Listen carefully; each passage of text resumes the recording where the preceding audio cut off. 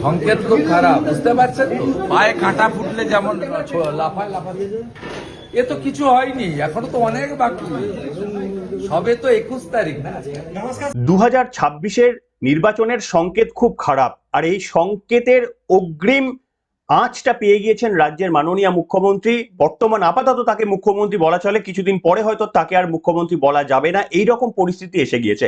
এতটা কেন জোর দিয়ে বলছি আজকের এই পর্বে, আমি আপনাদের সামনে আজকে এমন একটা তথ্য দেখাবো, মেন পর্বে গিয়ে আপনারা চমকে যাবেন। সেখানে এমন একটা তথ্য দেখাতে চলেছি, পরিবর্তনের ইঙ্গিতটা কতটা যে স্পষ্ট আপনাদের সামনে আমি ব্যাখ্যা করব।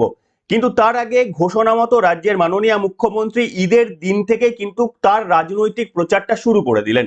যার যেরকম পছন্দের পিচ সেই অনুযায়ী তিনি ব্যাট করতে ভালোবাসেন।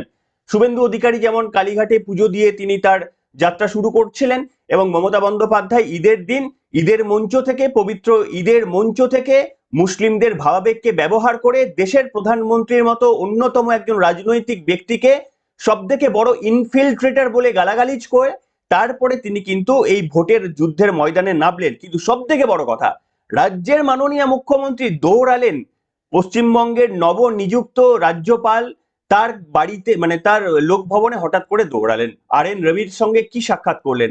সাক্ষাৎ কাউকে কিছু বললেন না, চুপচাপ কিন্তু চলে গেলেন। আপনারা কি জানেন কেন সাক্ষাৎ করেছেন? কতটা গুরুত্বপূর্ণ জানলে আপনারাও অবাক হবেন। আজকে আলোচনা করব আপনাদের সামনে এই প্রত্যেকটি তথ্য। যদি ভালো লাগে তাহলে ওই আমাদের এই প্রচেষ্টাকে একটু মাত্র সাধুবাদ জানানোর জন্য একটা সাবস্ক্রাইবের বাটন শুধু প্রেস করে দেবেন।